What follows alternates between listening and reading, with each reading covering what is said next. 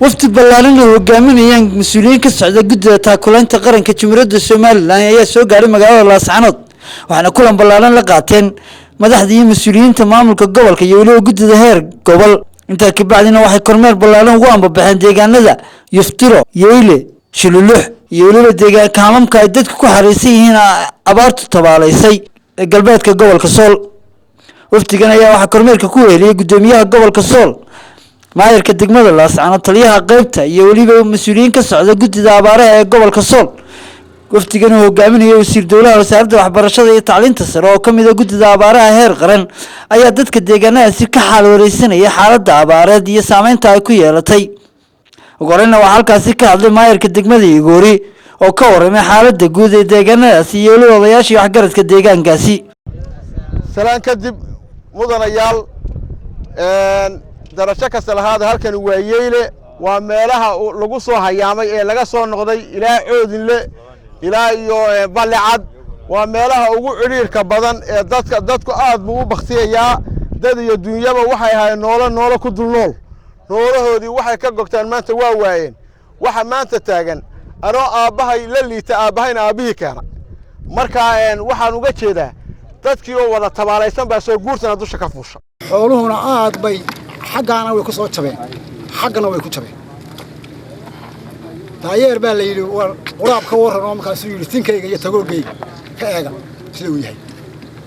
hay'adayda kamarada sheegi doonta sida dadku sida uu yahay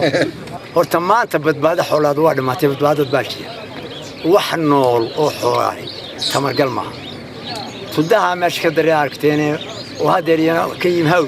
oo waxba la noolayn mooyee bajiraan waxa la xoolo dhukuno filaya waxaad galbeed iyo taraaga dheer u soo gasheena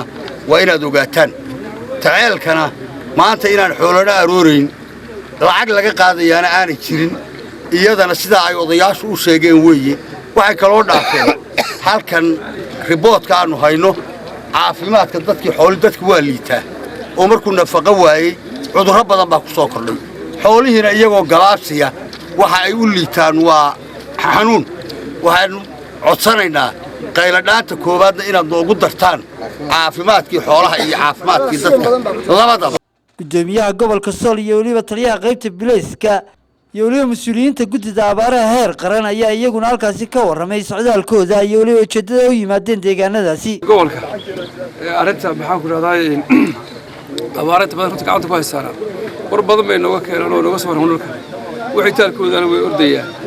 wixii arsaaqada ilaahay noo qoray cid kasta ay nagu soo dhiibay way soo gaaraysaa waxa ilaahay noo qornay noo iman maayo haddaynu orodno iyo haddii ay muxuu in ka soo kabsado ama aad kalaado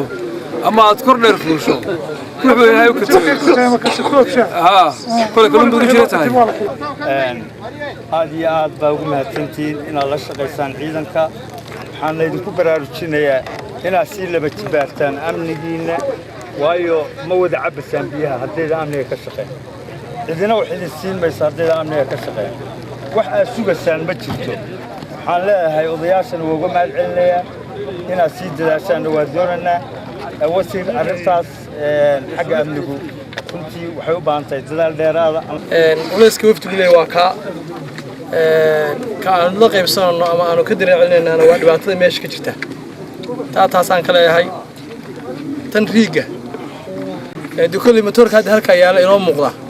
wakii anagu aanu keenay waxaan u maleynayaa bil meelahaas yaala qeyr lahaas waxaa gacan weyn ka geystay ka yar wasiirka wasaaradda arrimaha gudaha markii guddiga taakulaynta abaaruhu ay qayladhaan ka keeneen iyo dadka deegaankii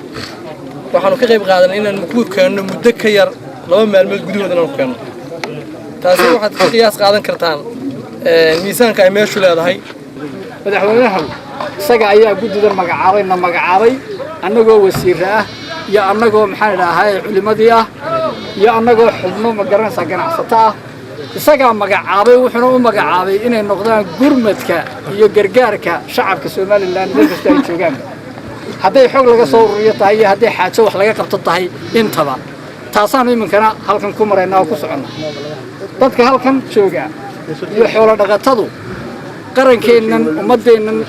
halkan degan ama ummadeenna magaca Soomaaliyeed iyo Soomaaliland waa dadka ugu qaalisan duuyo waxaynu leenahayna waa taa ahaysaan waxaan xukuumaddiina hay'adda waa ku wargeenin saaka annagu sidaasun baanu la socon waxaan ballan qaadayaana ma buuro oo waxa annagu uun guddi abaareed aanu dhexdayada uun maanta